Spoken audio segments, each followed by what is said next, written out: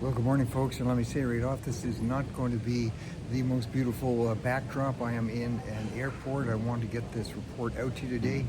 The day-to-day network, you need to be able to see what's going on behind the scenes and what are the key headlines. So you're going to hear some noise, you're going to see some funny lights, you're going to see people walking by.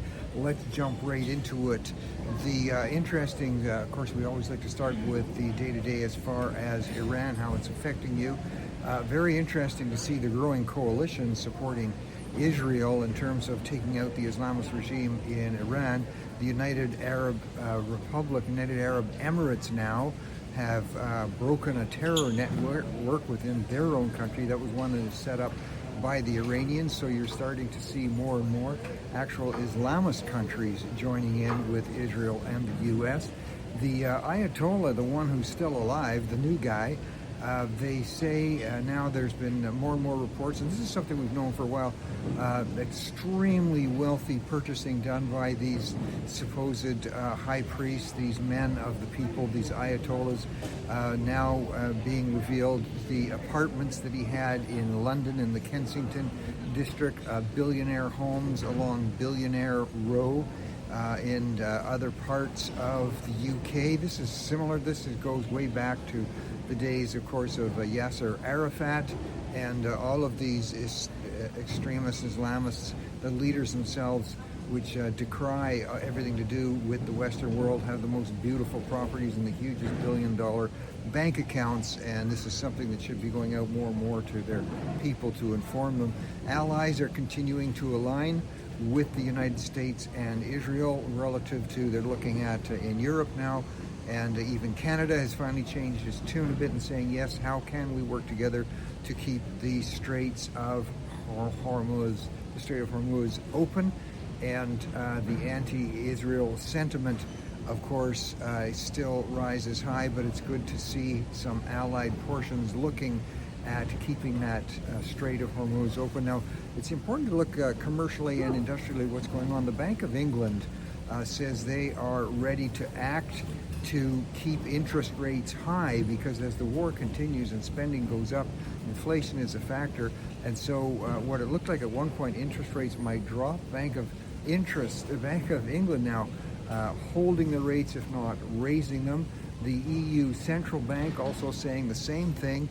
They are looking at increase. In the US, there's more or less saying all bets are off in terms of rates going down. They don't see that happening, and so they're holding. They're saying it looks like it could be a raise in interest rates. How long that'll be, we don't know. But what does that mean in terms of interest rates go up? That means long-term investments, and for instance, bonds, long-term investments, they start to go up in value because they're going to be a greater rate of return. Whenever bonds get a greater rate of return, guess what starts to drop? Gold. Yes, because gold, which is normally a flight to safety, you can't get interest payments on gold. It's something you hold. You hope the price is going to go up. And so gold is dropping somewhat now below 5,000. It's $4,600 per ounce. So that's a drop in gold. Watch that to continue. But look at, people are going to try and read all kinds of interesting things and make all kinds of speculations about various stocks going up and down. Sometimes it's to do with the war, sometimes not. FedEx, for instance, stock posted an opening day 9.8% increase. Is that to do with the war? Well, not so much. More to do with Amazon announcing, as we talked about yesterday, that there are hundreds of locations now. They are guaranteeing 1 hour delivery from the time you order your goods, whatever it might be, and there's 2,000 locations that Amazon has said they're going to make sure they get delivery services, things delivered within 3 hours of ordering. So those shipping businesses looking to continue to go up. But watch for the ups and downs. There's a huge company by the name of Supermicro, and it's been handling the NVIDIA chips, the things that keep our AI going, and they have hit a 22% drop overnight. So right away people say, well, it's because of the war, it's because of the war. Actually, look at it, they're being investigated now for possibly shipping, illegally sending chip technology to China. And once a company like that starts to get investigated, down go the stocks. And then you jump around, look at J.D. Witherspoon, which is a huge owner of pubs and restaurants in the UK. Their stock's down 10% today because of the war. No, Gen Z, as we've talked about before, moving away long term. It wasn't just a short-term blip, but moving away long term from spending more and more on alcohol, spending less and less. So you see companies like that dropping. Now, here's a huge company called Unilever, which has a lot of investment relative to food products. They're selling off their Hellman mayonnaise. Those of you who like mayonnaise, some of you like Miracle Whip. Hellman's mayonnaise, they've sold it to, guess who? To McCormick. McCormick is a huge beauty and cosmetic company. So McCormick Beauty and Cosmetics getting into mayonnaise. Are they going to be announcing some kind of mix of mayonnaise to put on your face? I don't know, but interesting to watch as these jump around. More importantly, of course, Brent oil, the crude oil, the mark and the price where people get to see if it's going up or down worldwide in terms of what we're going to be paying at the pumps. Mainstream media keeps talking about a huge surge. It is up over $100 now, going up somewhere around 107 to 108 as another facility in the Middle East was hit with drones. But again, surging, going up, yes. Surging out of control, no. We haven't seen it hit what media was predicting of $150 a barrel. Kind of holding there. We're going to watch and see if there's anything more on that. Now, it's interesting how world leaders respond to different people and different things. The Danish Prime Minister, Mette Frederiksen, he has announced, or not announced, it's been leaked that they have plans to demolish the airstrips in Greenland and plans to send troops to Greenland. And of course, he's on the hot seat saying, why have you got this in the planning board? He says, well, Trump's talking about Greenland, and we know if Trump says something, he means it, so we're getting ready to take all kinds of military action. Well, that's sort of interesting, since Trump has never said he's going to send troops to Greenland. But interesting to see the response there. So here you have the Prime Minister of Denmark saying, well, if Trump says he's going to do it, we better prepare militarily. But his own borders in Denmark being completely overthrown with illegal immigrants and radical Islamists. Now, radical Islamists do say that they will kill you. They have said that, of course, in the Middle East. They prove that around the world. And yet, when it comes to the ones who back up the fact that they're going to kill you, being the Islamists, it seems like some of these EU leaders don't seem to believe them and don't seem to be sounding the alarm quite as much. An interesting phenomenon there.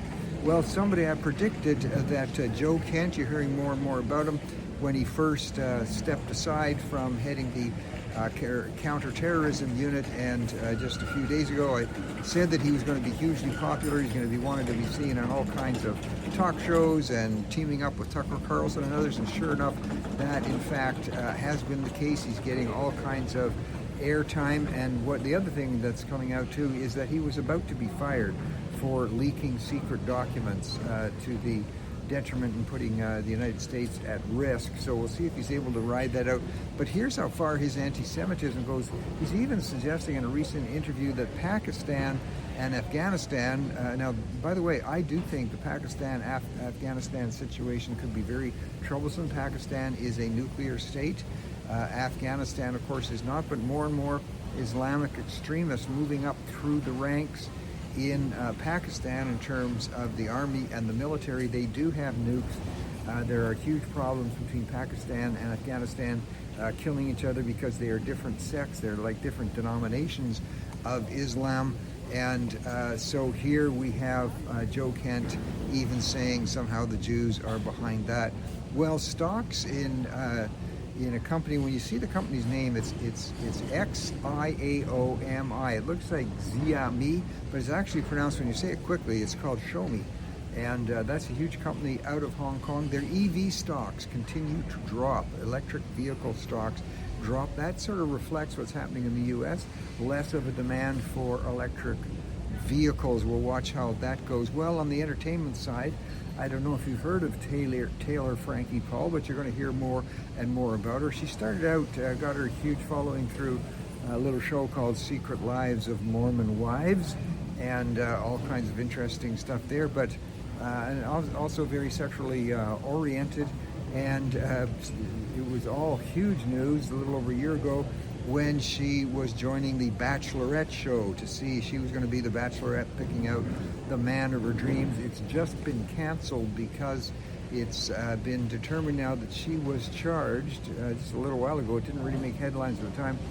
Taylor Frankie Paul, she was charged with violence against a spouse, being her partner or husband, and violence, domestic violence in front of kids to the point that it was detrimental. She was severely, significantly charged. She actually pled guilty to some of those charges. That was the tipping point for the network. They have canceled Bachelorette. They don't mind her out there and sexualizing all kinds of stuff, but when it comes to any hints of domestic violence, boom, show is gone. Bachelorette canceled. Very interesting to watch. Well, as far as women, there are women who are actually making great headway, and they're doing that in the WNBA. This is the Women's NBA League. Their union is just settled. They used to have a minimum wage of $66,000 a year for women, professional women basketball players. They've got that quite justly. I think they deserve this, bumped up. Now their minimum is going to be $300,000 a year. Their maximum $1.4 million a year. Now some people say, well, compare that with men. It's not fair because men, if you're going first, if you're the first one drafted into the WNBA as a man, as was last year, that was a $13 million contract.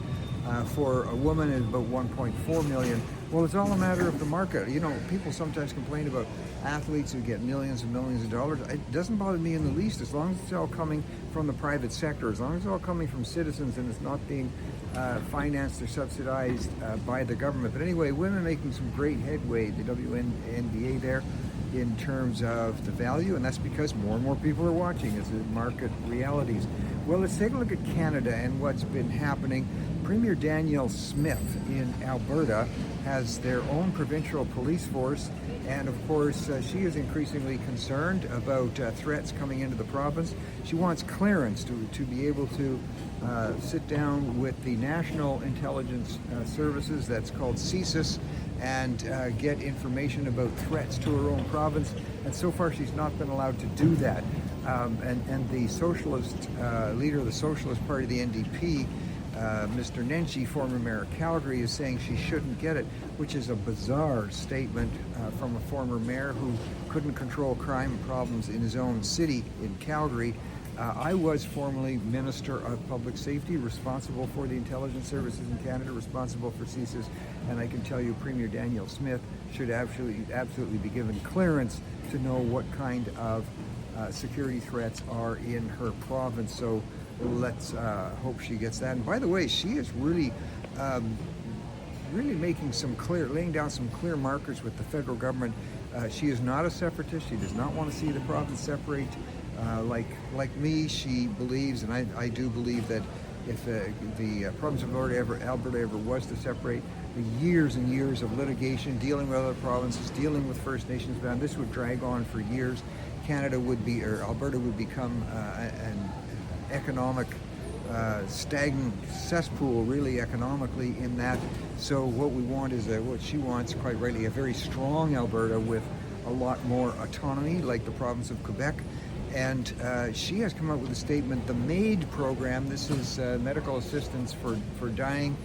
Canada leads in terms of how we euthanize people, especially old people, at a higher rate than any other country. We kill off our old people. She says she has already put in place some restrictions on that for doctors in Alberta. They can't be euthanizing people as fast as they can and as they are in other provinces. She's also said about the federal gun legislation, which has been a disaster in terms of going to people's homes and confiscating their guns. And she is saying that her police will not be taking part in that. So interesting to watch and to see, and interesting timing with all of that.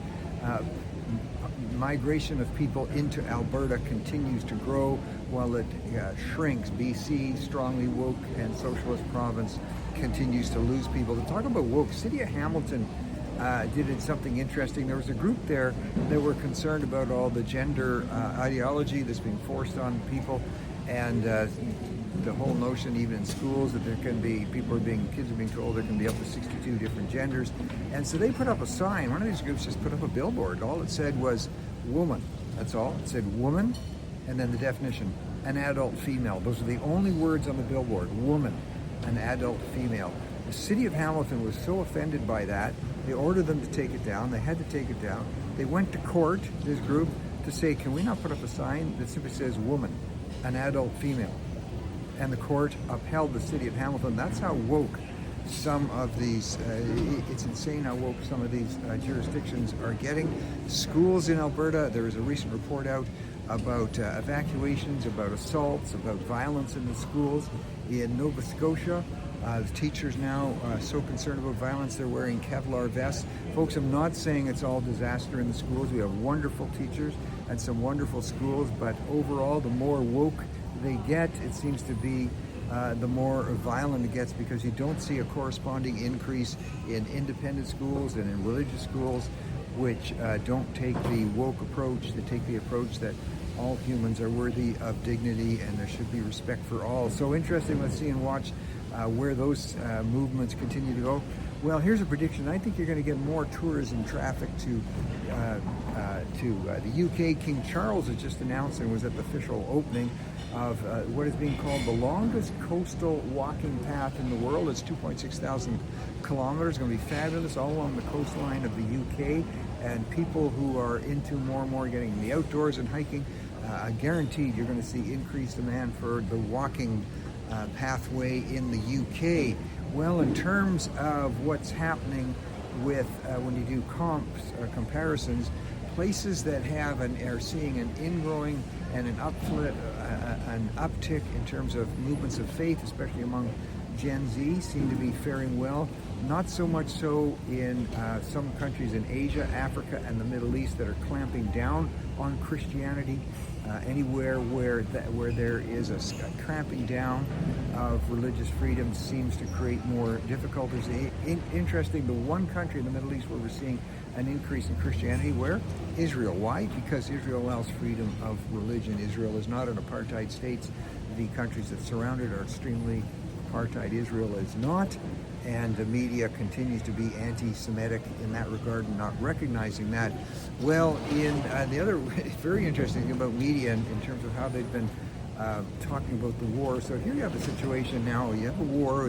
People are going to look back in history on this in a fascinating way, because you have a situation where the country that's being attacked, Iran, their air force has been destroyed, their navy has been destroyed, their army has been destroyed, their intelligence capabilities have been destroyed, their nuclear assault possibilities have been severely limited. They are on the run everywhere. Hezbollah is one of their proxy terrorist camps in Lebanon, and the Houthis also, the contracting out, Iran contracting out terrorists there. They're all on the run, they're all being destroyed. But what does the media say?